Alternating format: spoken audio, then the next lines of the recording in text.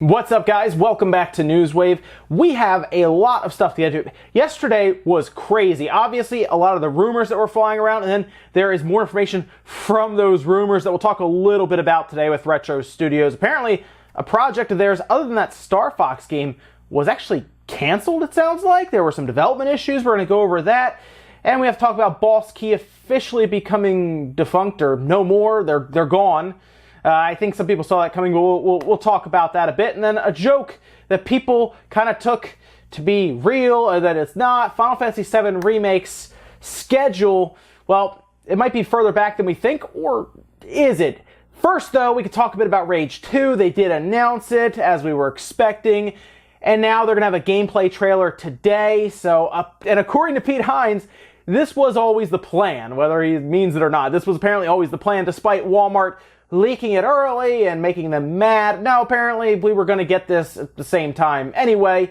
But there you have it. Look out today for a Rage 2 gameplay trailer, because that is happening. We also have to look forward to this Friday, because Kingdom Hearts 3 information will be coming, since apparently that's when a press event embargo lifts, which means people who have gone and seen the game or seen some news about the game or an explanation about maybe a new world or mechanic, they're going to be allowed to report on that, apparently 6 a.m. this Friday. You'll be able to do that. There's plenty of tweets going around about it, so keep an eye out. If you're a Kingdom Hearts 3 fan, you're looking for more and more information, you'll be able to check that out this Friday. It's exciting stuff as we head towards E3. Seriously, things are really starting to move right now, heading into what is going to be one of the biggest weeks of information for gaming. There'll be releases and reveals everywhere. It's going to be a lot of fun. Also, for any of you Vita fans or owners out there that still use the thing, anybody out there, okay? Yeah, Stardew Valley is coming. Yes, I know. Stardew Valley is showing up on the Vita later on this month, May 22nd. And they put this out, and it was a little surprising, I think, as obviously the Vita has been on, well, its way out for a while now. But if there are any of you Vita owners left, or daily users left, you'll be able to play some Stardew Valley on it, and later on this month. It's a good game. It's a fun game. So why not? The more people who can enjoy it, the better. So guys, for today, let's get started. So we know all about this rumor that was making the rounds yesterday. It was corroborated by so many sources. It does sound like, again, no official confirmation, but it does sound like this E3, we can expect something from a Star Fox racing game from Retro Studios. At least, again, that is the rumor going around. Well, Game Informer had an interesting bit of information in their talk about it, saying that apparently there was another game that Retro Studios was working on. No word on what it was, but apparently there were some serious development issues, and Nintendo wasn't happy with how it was going, and Retro Studios was just struggling to, I guess, do that and this Star Fox game. So they either put it on hold or they scrapped it completely. And we had heard rumors about them working on something that just wasn't this Star Fox game, some different game, and then we find out later that they were working on a Nintendo IP, an old Nintendo IP that we know about, but in a different way, a different genre, which makes sense, Star Fox and racing. Yeah, that's a different way to look at Star Fox, I would say. So here we are now with Retro Studios potentially having a game that maybe people were looking forward to as being their own game, being put on hold or canceled, and then Eurogamer chimes in saying, yes, that's the case as well. So we're of course not going to find out about this from Nintendo or Retro Studios. It's not like they're going to come out and announce that they have canceled a game that was never announced in the first place. But it's also worth mentioning, this is not the first time Retro Studios has had a game canceled. A long time ago, in the early 2000s, leading up to the GameCube, Raven Blade was an RPG that they were developing, and then it was canceled despite being shown off. Yeah, there was a full trailer for it and everything. You're seeing some of it here. Raven Blade was a thing, and it was just canceled. So Retro Studios has had this happen before, whether it's because they spread themselves too thin or they just can't get the game quite right, because I have a feeling there is a serious quality standard that has to be met before a game is even shown or dropped or released, and maybe they learned their lesson with Raven Blade. It just wasn't something that was up to standard, so they cut it. Well, here we are now, and hearsay says that, and I have an easier time believing that actually happening. But, I mean, we'll never technically know until maybe somebody does a deep dive on it, right? Maybe like Unseen 64 with Liam Robertson goes out and does some investigative work and figures this out. That I would like to see that. I hope he does pursue that someday in the future, just manages to get that worked out. That'd be cool. But yeah, apparently Retro Studios had some project. It was canceled, and I guess we're going to see this Star Fox game at E3 if all of these alleged leaks are to be believed. Next up, let's talk about Final Fantasy VII. Well, kind of Final Fantasy VII. I mean, we did have Final Fantasy VII Remake talked about in passing, where apparently, according to a Reddit user who was then disappeared from the internet completely, well, it looks like Final Fantasy VII Remake has been pushed back, or is just gone, or it's coming someday, right? Well, they did something they should not have, and at a press event, a closed-door event that was transcribed, they made a joke, or at least we found out it was a joke later. They made a joke that the game will release, guys, don't worry, before 2023. So you can imagine, one, there was probably a lot of nervous laughter in there, right? Where people are like, oh, yay, it's coming out before 2023. It's a joke, right? Yeah, okay, good. It's a joke. Well, a lot of news outlets and press outlets ran with it and said, oh, it's releasing 2023. And it made the rounds quickly. It's like so fast. It was all over the place, and that's kind of the notion that was being passed around. Final Fantasy VII is coming out in 2023. First of all, that is a long time from now. That is like we assume like a few years after the PS5 releases. So, I mean, I do think this might be a PS5 game, to be honest, but man, we're 5 years from now? Like, really? I don't think that's the case. It was said in a joking manner, but unfortunately it was passed around. It took a lot of different sources to kind of start showing up saying, no guys, they were joking. It doesn't mean it's not coming out in 2023, but they made a joke just, hey guys, we'll get it out for 2023. I know it's taking forever, but it'll at least be out before then, hopefully. Next up, let's talk about Nintendo and their trademarks, because there were a lot of trademarks yesterday that just started popping up. There's a pretty interesting bot you can follow over on Twitter that will start kicking out trademark after trademark as they are made public and everything. And Nintendo filed for a lot of trademarks. And we're going to kind of explain why this might be, and of course, why I might be hoping that it'll be, but more than likely it's the other reason. But anyway, let's take a look. This is an entire list that really started popping up yesterday. All of these in one day. Keep that in mind. Here we go. The Smash logo. Star Fox. Of course, we kind of understand why Star Fox is probably getting trademark. F-Zero, Pikmin, Yoshi's Island, Art Style, Flipnote Studio, Sin and Punishment. We're coming back to that one, definitely. The legendary Starfy, Nintendogs, Link's Crossbow Training, Wii Fit, Wii Music, Wii Play, Wii Sports. So what is going on, and why are there these many trademarks leading into E3? Well, of course, some people are going to say, well, they must have some announcements, like a Yoshi's Island, maybe a Flipnote Studio or something, a new F-Zero. Sin and Punishment? Listen, if they announce a Sin and Punishment, that's awesome, and I hope that's what this trademark is for. But it probably won't be. More than likely what you're seeing here is just, one, protecting these trademarks or IPs or just intellectual properties. That's kind of a thing that they have to do a lot.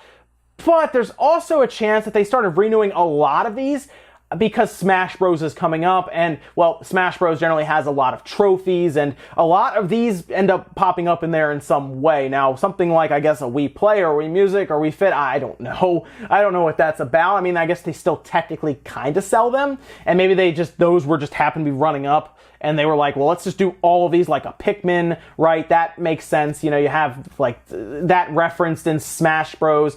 I'm sure Yoshi's Island is in some way referenced, whether it's in like a bio or something about a character.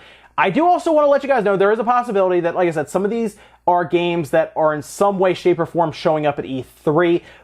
But I wouldn't tell you to hang your hat on it, okay? I would more than likely look at this and say, okay, these are something with Smash Bros. Since, of course, Smash Bros. Brings all of these games together and just mashes them together and, you know, fist fighting and everything. But I would like to see a Sin and Punishment. That would be great. I mean, they did bring it back on the Virtual Console. I know it came back on the Wii and the Wii U and everything. I would like to see them maybe do something with that. However, I do also look at that and realize it would be a niche following. They wouldn't get a ton of money from it, obviously. But I do know, obviously, Nintendo will do that at times. Like, they know something like a Xenoblade Chronicles 2 wasn't going to light the world on fire with sales like a Mario Odyssey did, but they still did it. So, yeah, I mean, if they're going to do Sin and Punishment, why not? Bring it out now when the Switch is as hot as it is, and they'll probably just get more sales just because. But I am tentative with this, and I'm just, for now, going into E3, I'm just tempering expectations, saying most of this is probably for trophy information in Smash Bros. Next up, let's talk about Boss Key.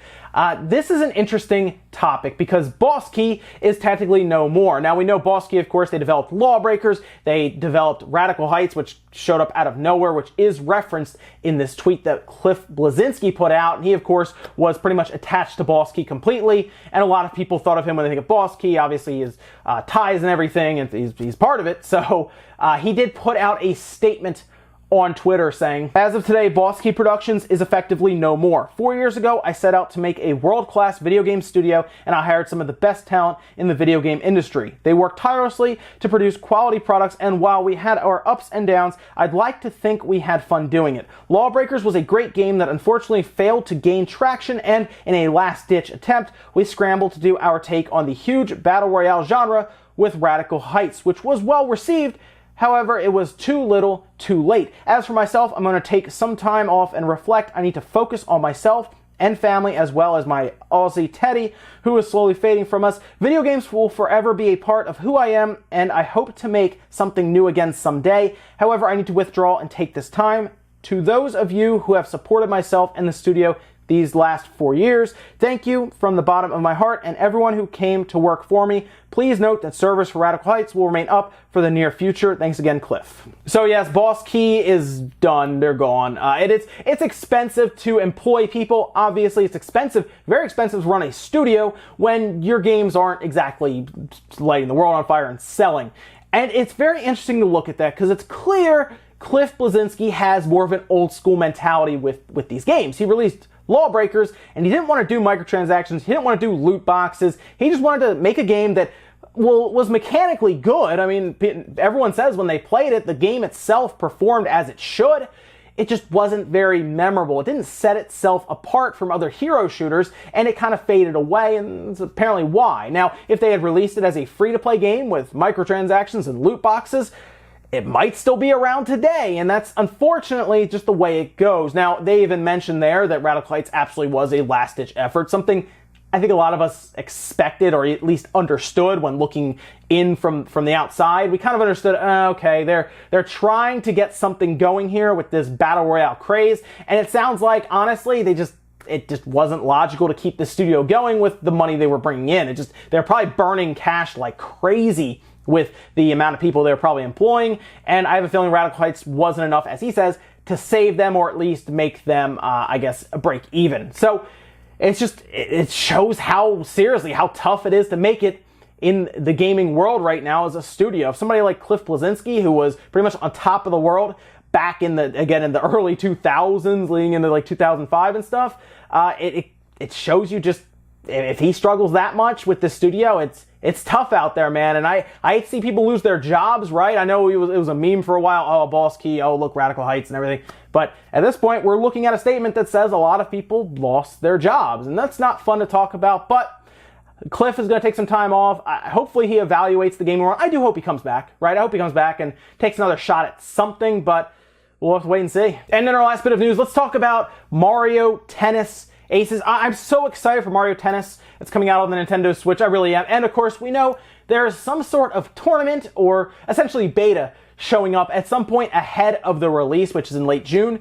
And it's coming soon. It is, as we'd expect, right? You're going to be able to download it starting May 25th, but it will officially show up and be able to be played June 1st to the 3rd. So we're going to get a couple days out of it. No actual start times have been made public yet. We just know we can at least preload it towards the end of May and then start playing, I guess, June 1st. I am really excited. I hope it controls like the GameCube version. I really like that game. With the GameCube, I was rolling with Mario Tennis, and I was rolling with Mario Strikers. Those are like my two sports games from the Mario camp on the GameCube. People said they liked baseball as well, and I heard that was good, but I was all Mario Strikers and Mario Tennis. It was great. So I hope this really goes over well. I hope it's fun. The overview trailer that's out now you can check out looks like it's actually a little deeper than I thought. Great to hear. Story mode and everything is there. So here's hoping. I don't think it could be any worse than the Wii U version, which was not good at all. I mean, okay, mechanically it wasn't bad, but the game itself was so shallow.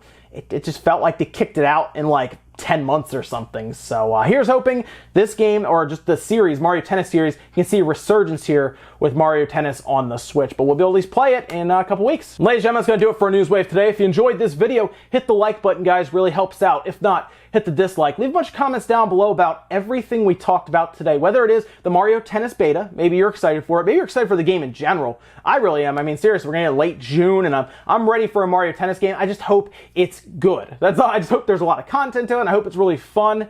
That's all I want from a Mario Tennis game. It doesn't have to be, you know, the best game in the world, but just a competent tennis game with Mario characters.